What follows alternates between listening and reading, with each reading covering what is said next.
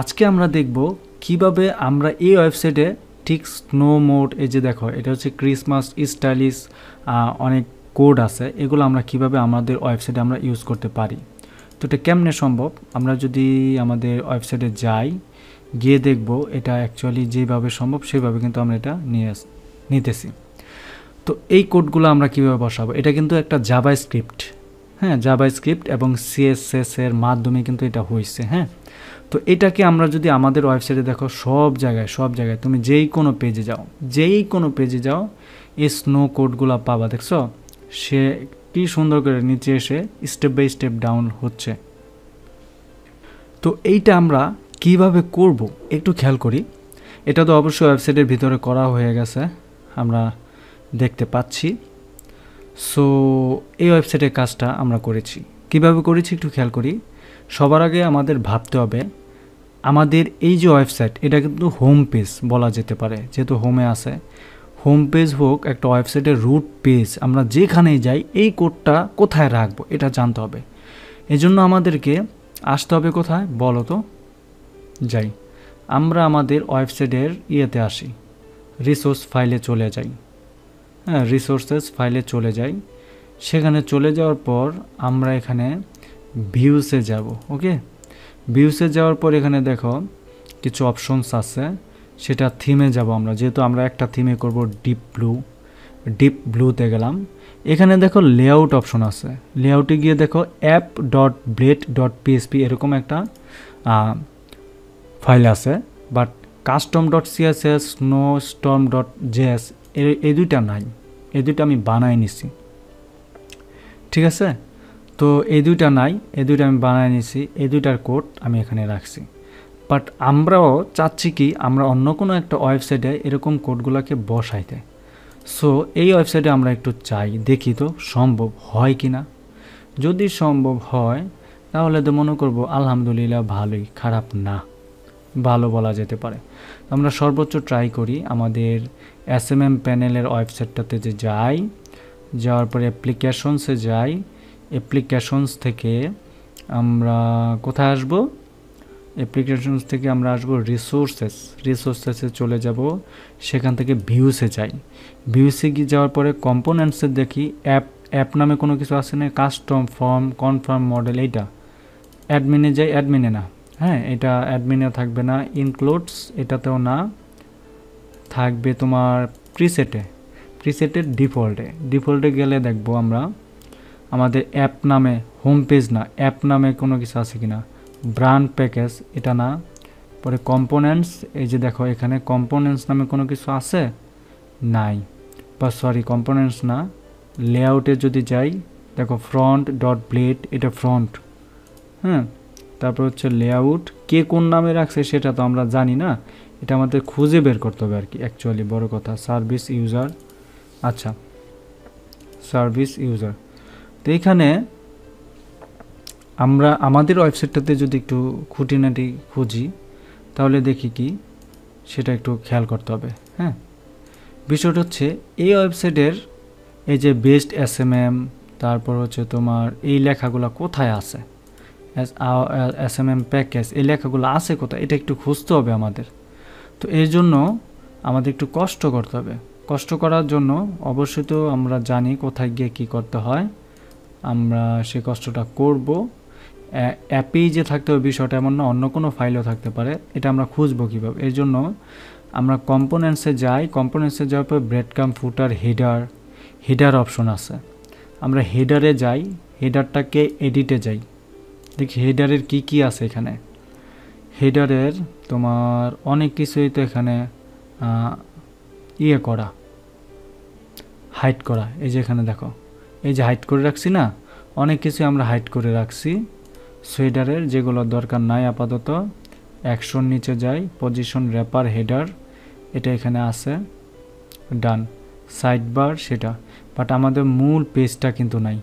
মূল page that means কোনটা, এই যে এই অংশগুলো কিন্তু নাই, এই অংশগুলো কই, এটা একটু খুঁজতে হবে, না খুঁজলে হবে না।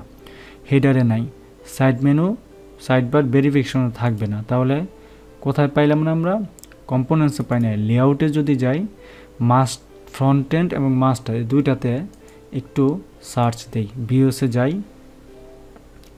ভিউসে যাওয়ার পরে এই যে বডি, রাইট, এই যে পেয়ে গেছি, বা দেখতেই পাচ্ছি বডি, দেখছো, পেয়ে গেছি আমরা। ওকে, ডান। মাস্টারে ফ্রন্ট এন্ড, এবং মাস্টারে যদি যাই এখানেও বডি আছে। তো কোন পেজটা অ্যাকচুয়ালি শো হইতেছে সেটা কিন্তু আমরা জানি না।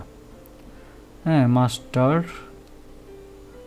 Master blade dot PSP. এখন যেহেতু ফ্রন্টেরটাতে যাই, আগে এটা ডাউনলোড করে নিই যদি কোনো ঝামেলা হয়, এই জন্য। ওকে, ডান, নিলাম।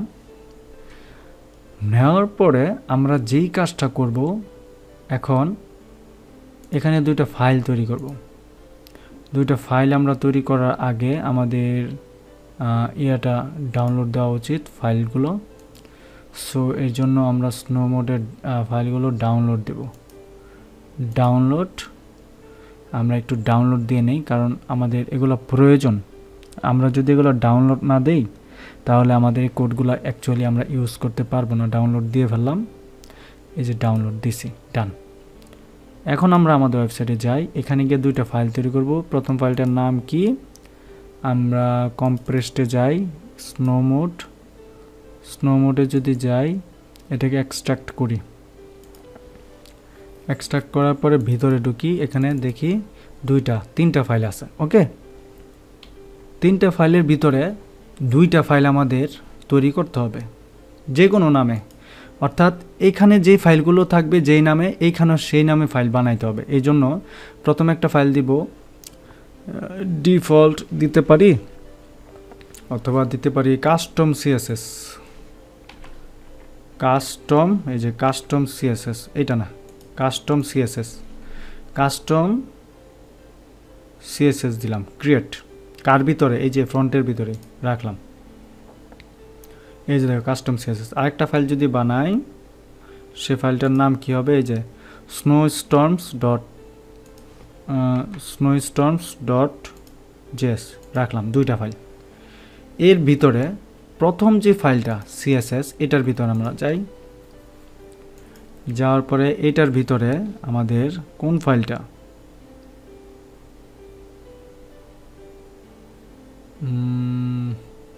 এই দুইটা ফাইল তৈরি না করে আমরা একটা কাজও করতে পারি, এই দুইটা ফাইল এমন না করে আমরা এই দুইটা ফাইলকেই ডিলিট করে দিই। এটা না করে আমরা যে কাজটা করতে পারি ইজি ওয়েতে, আপলোডে যাই, আপলোডে গিয়ে দুইটা ফাইল আমরা আপলোড দিয়ে দিই। ওকে, ডান, দেখো আপলোড দিয়ে দিলাম, ঠিক আছে, আপলোড দিয়ে দিলাম। এবং এগুলোর নাম যা আছে তাই থাকতে পারে, কোনো চেঞ্জ করলাম না আপাতত। এবং সবার শেষে আমাদের যে কাজটা, এইটাকে আমাদের index.php-টাতে আমাদের যে ওয়েবসাইট আছে এখানে রান করতে হবে, কারণ এখানে কিছু কোড আমাকে নিতে হবে। সো এর জন্য এটাকে আমি কোথায় দিব, এখানে যাই, ডান দিলাম। তারপর এটাকে আমরা জাস্ট রাখলাম এভাবে। এখানে কিছু কোড আছে এই HTML এর ভিতরে, হ্যাঁ, HTML এর ভিতরে কোড আছে। এই কোডগুলো আমরা রাখবো কোথায় বলো তো? এই কোডগুলো আমরা এটার ভিতরে রাখবো, এই যে ফ্রন্ট এন্ডের ভিতরে। সো ফ্রন্টের ভিতরে যদি আমরা যাই, এডিটে যাই, যেহেতু ফ্রন্টেই হচ্ছে এটা রিকোয়ারমেন্ট, ভিউ, স্টাইল, এই যে বডি, অবশ্যই আমরা কোথায় কি রাখবো সেটা দেখব। এই জন্য সবার আগে আমরা এখানে দেখব হেডের ভিতরে কি কি আছে। টাইটেলটা আমাদের দরকার নাই, হ্যাঁ, মেটাটা দরকার নাই, আমাদের জাস্ট সিএসএসগুলো নিতে হবে। এই যে লিঙ্ক, হ্যাঁ, আমাদের জাস্ট সিএসএস এবং জাভাস্ক্রিপ্ট নিতে হবে। এই যে এই সিএসএসটা আমরা নিব, ঠিক আছে, এই সিএসএসটা আমরা নিব এবং জাভাস্ক্রিপ্টটা আমরা নিব। হেডের ভিতরে যা যা আছে এই এতটুকু অংশ আমরা নিলাম, বাট নেওয়ার পরে আমাদের এখানে লিখতে হবে হেডের ভিতরে। খেয়াল করো, আমরা হেডের ভিতরে রাখলাম, এখানে লিখলাম তোমার কি বলো তো, এখানে লিখলাম তোমার custom CSS and Java code লিখলাম। লেখার পরে ইন্টার দিয়ে নিচে দিলাম, পেস্ট করলাম। পেস্ট করার পর এই লেখাগুলোকে আমি ধরে একটু এইদিকে নিয়ে আসলাম।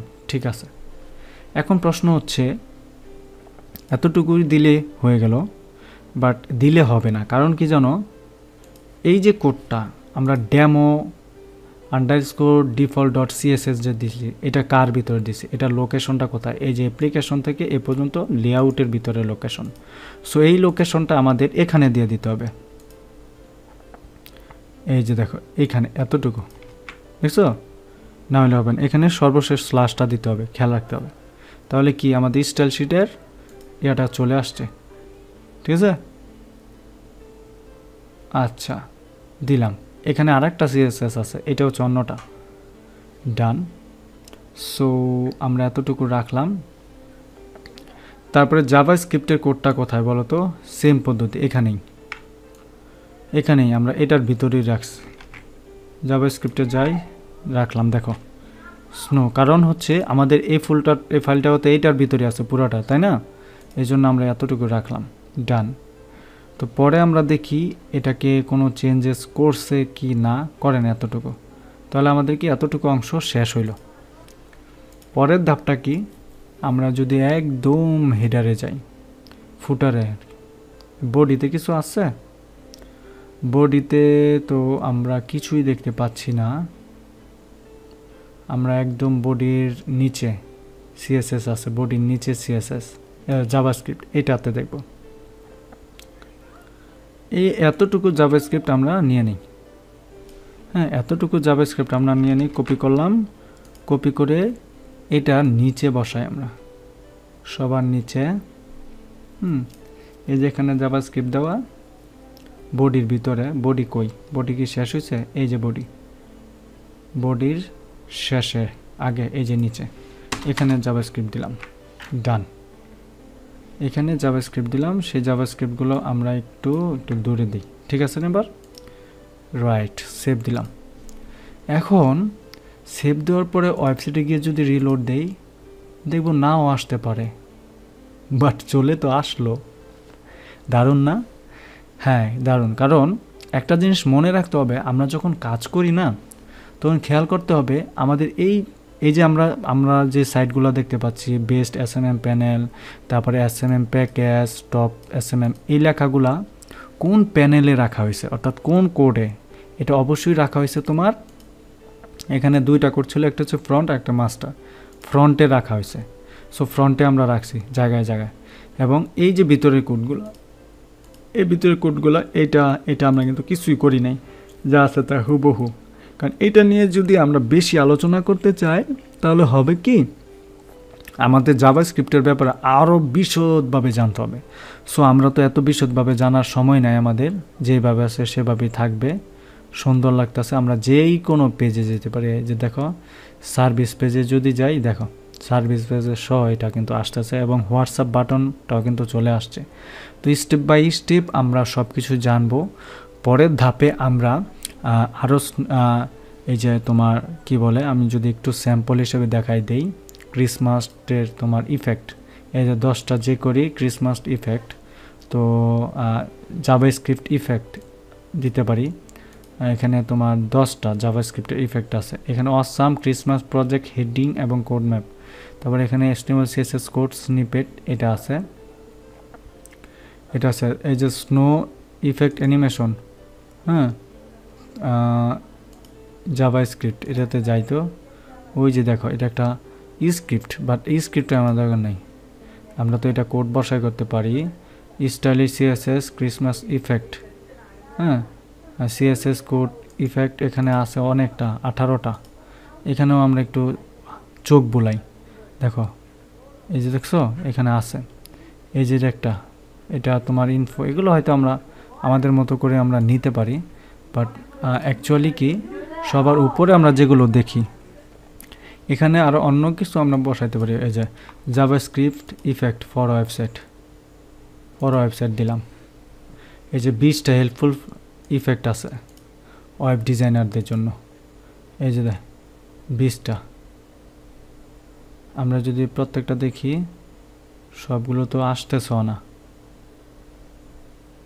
আচ্ছা, এখানে তোমার এরকম আছে, আমরা সবগুলো দেখতে পারবো স্টেপ বাই স্টেপ। বাট আমাদের আজকে আর এতটুকু ভিডিও বানানোর কথা ছিল, আমরা এতটুকু করলাম। নেক্সটে আরও ভালো ভালো কিছু জিনিস নিয়ে আমরা আলোচনা করব।